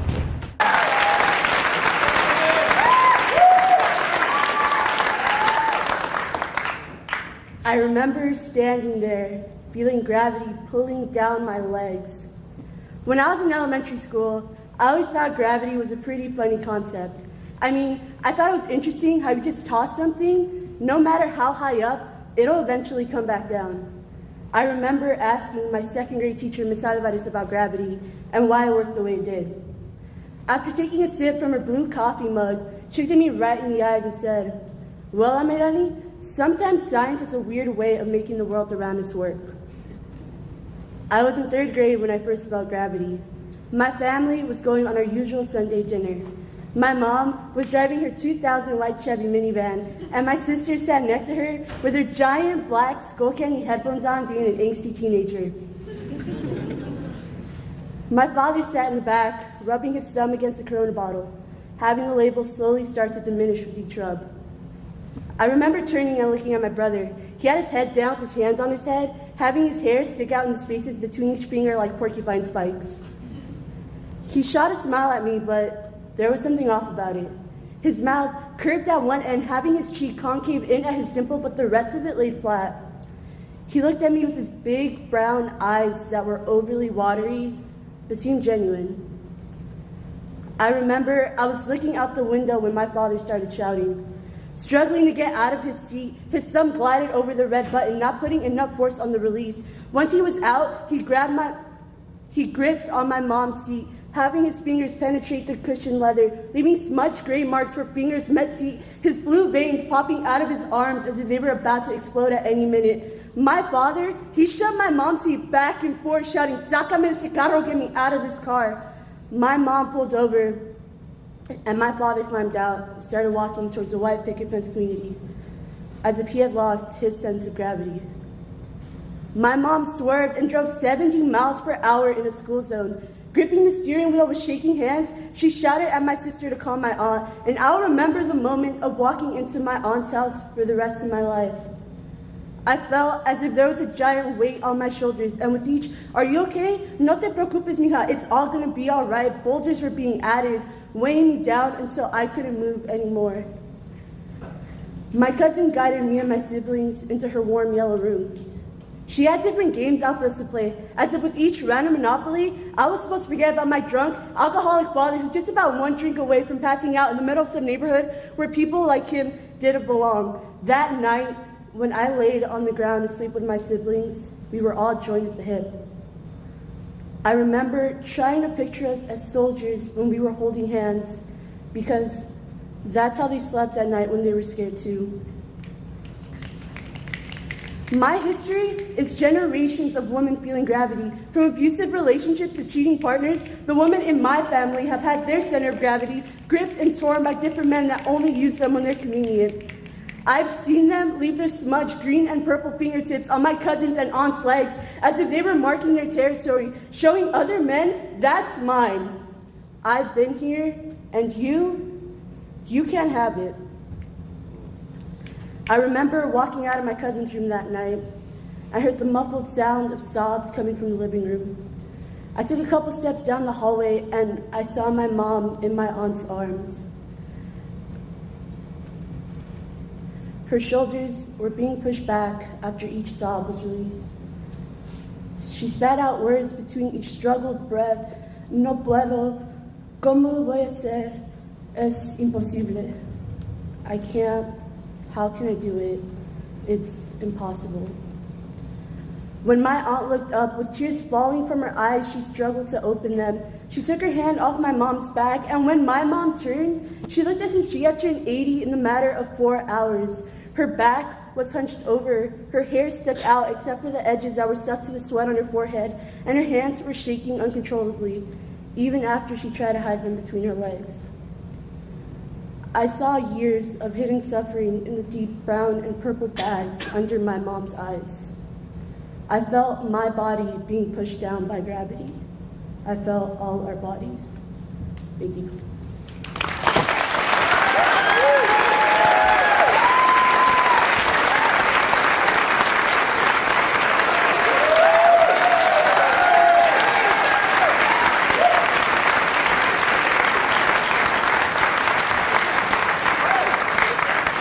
All right, as we get to our last scholar poet, I'll take 2 minutes to tell you that on the way here, I flew Alaska. I like flying Alaska. I used to fly United, but I don't get it. I left the Midwest, and United stops everywhere for no reason. Like, even in the Midwest, in order to get to Cincinnati, I had to stop in Detroit. It made no sense. And even here, to get to San Francisco, I have to stop in Portland. I'm saying, can I get a flight straight to San Francisco? So now I'm in Alaska. So me and my homie Rudy, where you at, Rudy? Yeah. So me and my homie Rudy, we had different seats. And I'm like, damn, I want to sit with Rudy. It's my bro. And he's in the back, I'm in the front. So I'm like, yo, Rudy, ask the people that are sitting alongside of you if they want to come to the front, enjoy a little bit more extra room. I'll go to the back, and me and you will chill next to the bathroom together. But let me tell you what's crazy about racism and fear. So I'm thinking it's a done deal. I'm like, yeah, who the heck doesn't want to come to the front? And I'll go chill in the back. Because I was going to ask the people in the front to go to the back. But he would ask, I look back, I'm like, okay, Rudy got it taken care of. So I turn around, I'm like, and Rudy didn't even have to tell me. The guy next to him was like, no, this is my seat. I will not give it to you. I'm okay in the back. I love sitting next to the bathroom, especially when they open that door back and forth and it releases that smell. But to me, you gotta look at that critically. I'm like, damn, really? Like, you really wouldn't trade with me? Is it that fearful, the concept of giving up your seat to come to a better seat so I could go chill with my boy? He strapped his seatbelt and he just stayed there. And then the other two people wouldn't come neither. That was the first time I've ever experienced that. They were like, I'm good back here. No, the hell with the front. I'm not gonna watch two brown people together on the same plane. No. It's crazy. So, I know it's been a long night and I appreciate y'all and we appreciate y'all, but I want to call to the stage our last poet of the night before we close it out. I'm gonna show a video. Please give it up for Mary Hadner.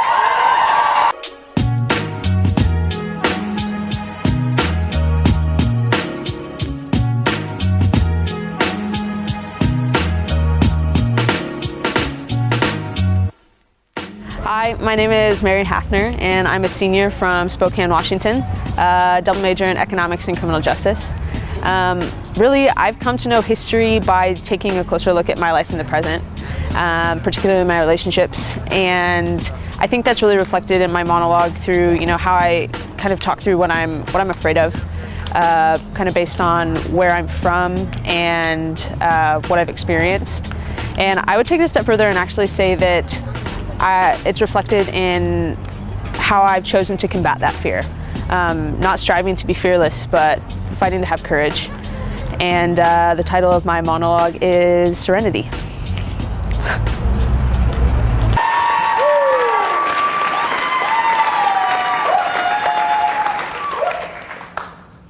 Is history simply what lies behind us, or does it pull on us now? Does it hang onto our ankles as we walk, or act as the quicksand beneath our feet? Are we free to create a new future, or are we shackled by what our history says we should be? I toss this question around a lot because whenever I hear the phrase genetically predisposed, it awakens in me a deep fear. Addiction, the state of being enslaved to a habit or practice to such an extent that its cessation causes severe trauma. With 3 members of my immediate family as addicts, I think it's safe to say that addiction has played a huge role in my own personal history. Addiction wears many faces. Just look at my family. None of their addictions are the same. When I woke up on Halloween, my junior year of high school, at 10 a.m., and I found my dad so drunk that he just wept, I knew my dad was an alcoholic. And when I kept finding empty bottles of hydrocodone and other painkillers in my mom's dresser drawers, my sophomore year of college, I couldn't believe my loving mom had a narcotic addiction. And last summer, when I found out my older brother had been hooked on meth for 2 years, I can't even say I was shocked, but then again, I haven't talked to him or seen him since I was 16. So because addiction has its roots in behavior, of course I looked at my own. And I started to see this pervasive pattern of struggle. I tried to lean into my faith at this time, chat with the big man upstairs, but I felt so far from his grace because what I saw terrified me. I saw my need to be needed, my fear of being abandoned, and my habit to do more than necessary all the time. The face of my addiction was quite literally a collection of faces because my addiction is not a substance, my addiction is people. It's relationships, because that's what codependency is. I'm ashamed to look back and see how many of my relationships have fallen into that realm. How my own damaged self-esteem, the true root of codependency, tainted them, made them toxic.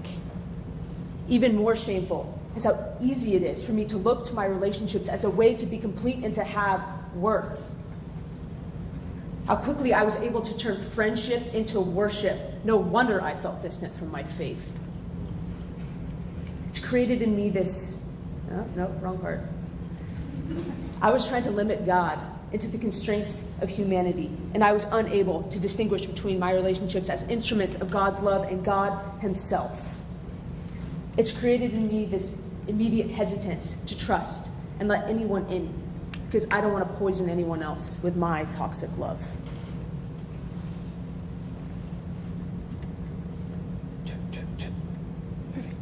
So all things considered, I would argue history is not just the events of the past. It's inescapably intertwined in my here and now, in my fear and in my guardedness. But does it define my future? No. Simply put, I am not the victim of a predisposition. There are times that I forget that. But the truth is that I am not what I am at risk to be. I am what I choose to be. Let me say that again. I am not what I am at risk to be. I am what I choose to be. My history says that I am at risk to desperately hold onto friendships where I have glimpsed God's face, to cling to them like they're all I've got.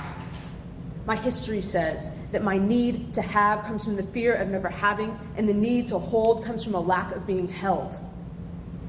I'm at risk to believe these things and to never change, but that is not what I choose. My choice is to walk hand in hand with grace alongside those who have helped me to see God, instead of chaining our wrists together out of the fear that they are my only routes to God. I can make this choice because I realize that it is, in fact, a choice made possible by discovering the true meaning of grace.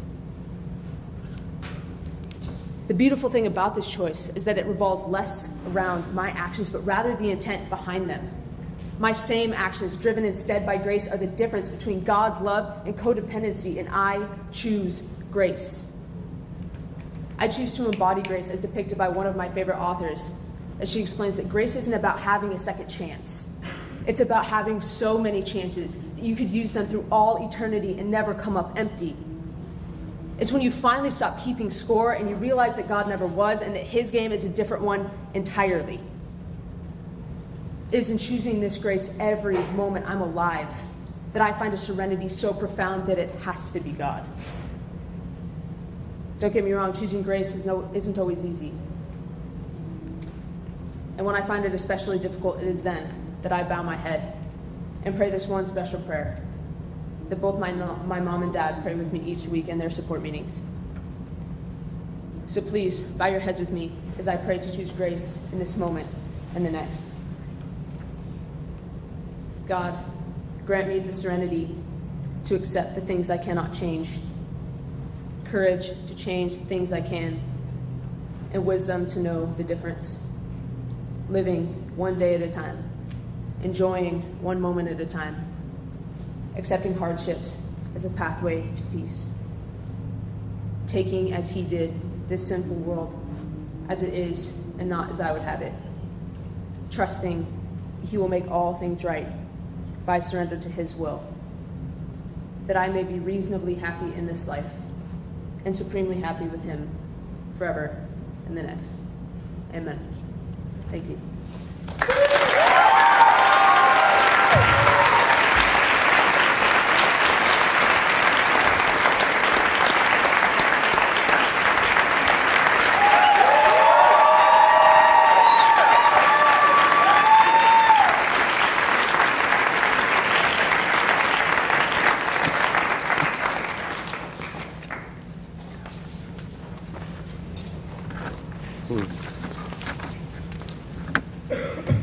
So, real briefly, as the judges, they have the scorecards, they're doing their thing, they're about to come back, and we're about to announce the winners. But one last time, please, for all the poet scholars, give it up.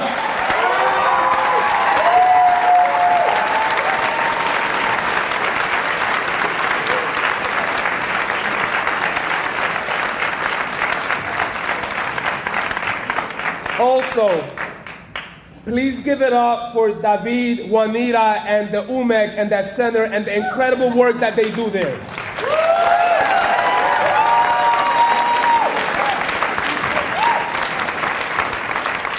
And y'all know I can't forget about my boy Rudy because he brought it here. What?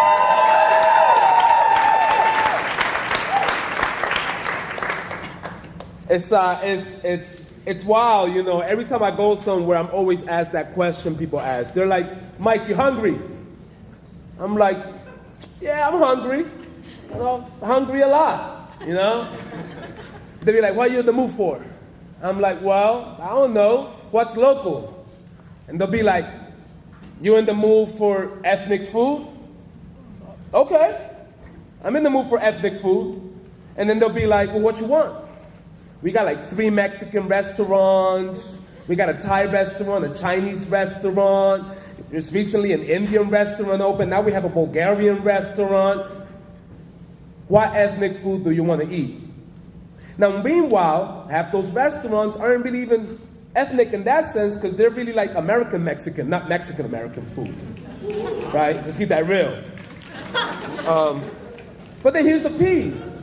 That when I'm listening to them and I'm thinking of that, I'm thinking about flipping the script, right? Because it's about knowledge, production, representation, how we consume. I'm thinking, damn, I'm disappointed. You asked me if I was interested in ethnic food. So I thought you were talking about hot dogs and hamburgers and Salisbury steak, maybe even a damn microwave meal. Ethnic food, well, at least what I consider ethnic food. All that other stuff I eat on the daily. You know? So I want to throw that out there, right? And then I also want to go back to the way that I approach people this day and go back to the story of where you're from. So these days, I get the same way. It don't matter who you are. I'm just going to approach people. And I try to go beyond what people look. But I see people because I'm not colorblind. And there is such a thing as color. So if you can see color, let me know. I know a great doctor who can work with you. Because we have to look at color and then get beyond it. It can't just be, I don't see color. And I can't stand when people tell me things like I don't care if you're pink, green, blue, yellow, I care. If you meet somebody that's blue, I want to know. If you meet somebody that's pink, I want to know. That's my second favorite color, and that would just freak me out. So I want to know, right? If somebody's green or pink, you know. So that's interesting in itself. But when I approach people now, I always flip that question back at them. I'm like, where are you from? And they'll be like, oh, I'm American. I'm from here. I'm like, well, nah. Where are you from? Now, really, where are you from? They're like, well, what you mean? I'm from here. I'm from Washington. I'm from Bellevue. Well, nah. Like, where are you really, really from? What you mean? Well, I'm like, didn't somebody migrate here at some point? Historically, it could be that you're from Ireland, Sweden, Italy, Poland. There's quite a bit of European nations.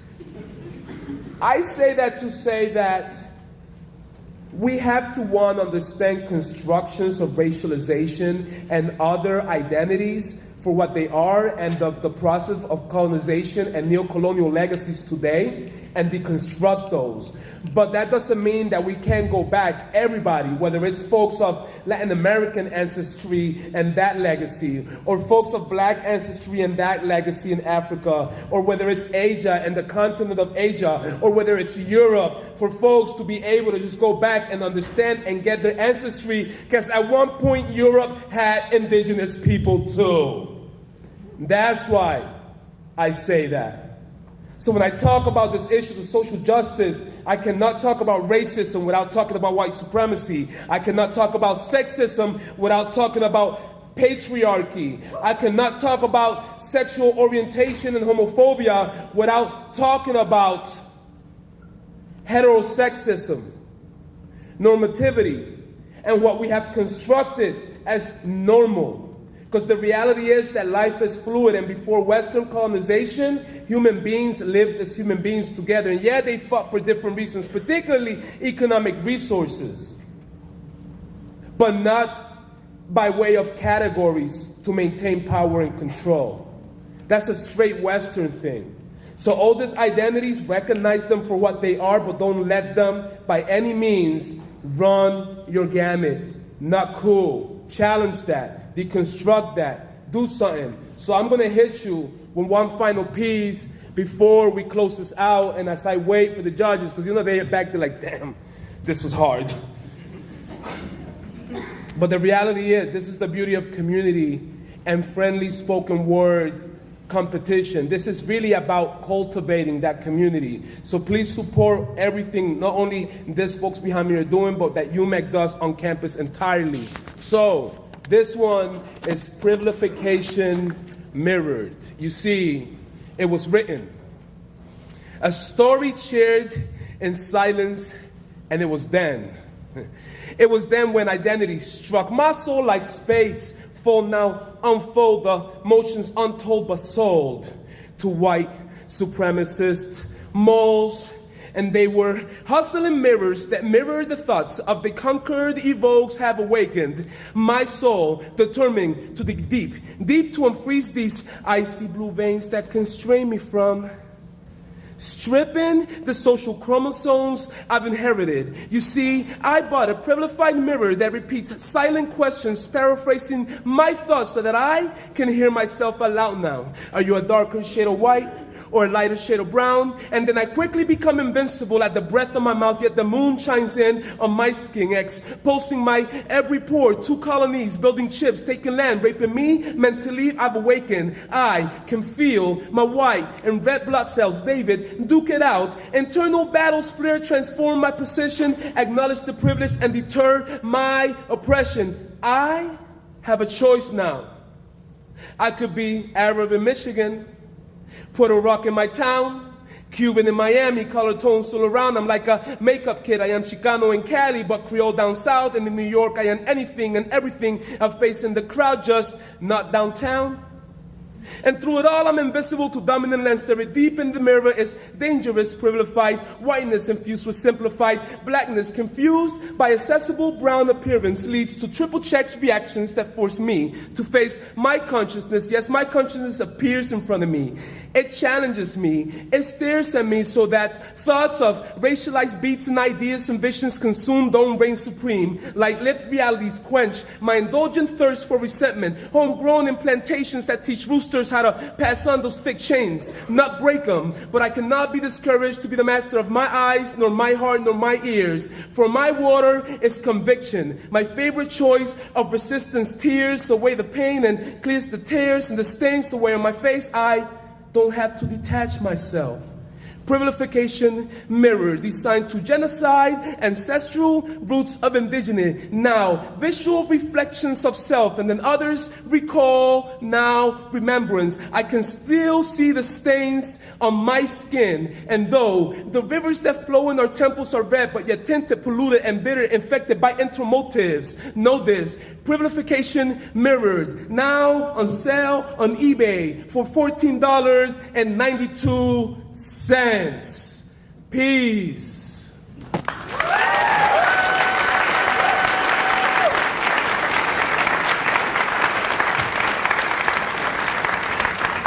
Now I'm going to call David to the stage. So, I guess I'm the messenger. This is a messenger bag, right?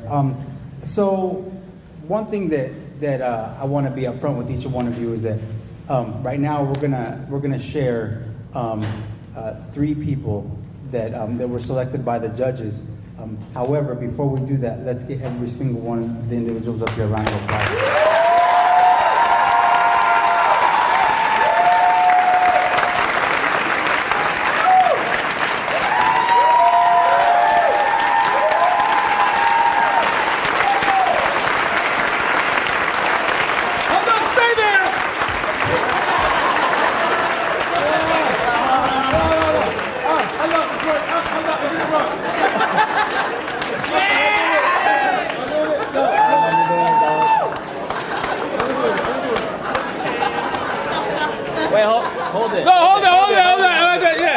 I'm bad with technology.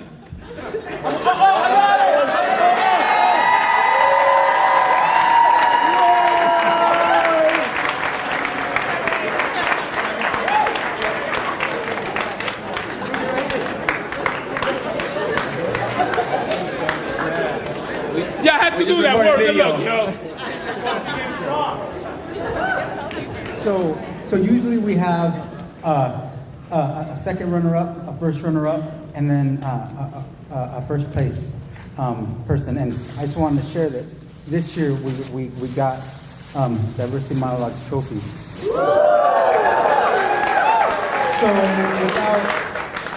without further ado, we actually had this year, we had 2 people that tied for first runner-up.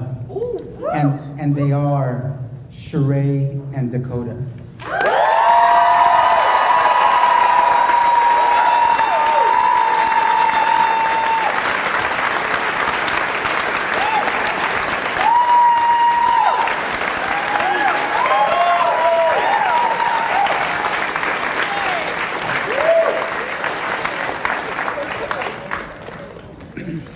And the person that was selected by our judges, it's a good thing that her mom made the trip.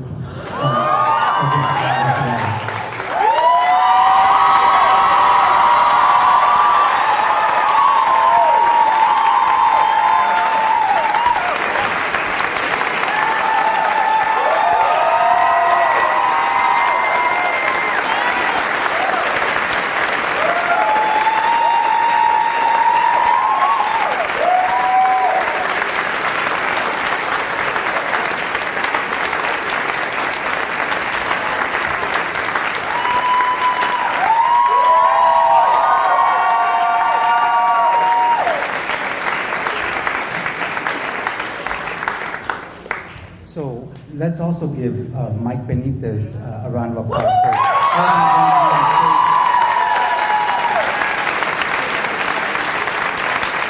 And this is my challenge to each one of you that's in the room. Next year, bring a friend. Okay, so next year, bring a friend, because we have the new University Center that's going to be even bigger than this, so that we can pack that place too. All right? Thank you for coming. Have a good evening. Good night.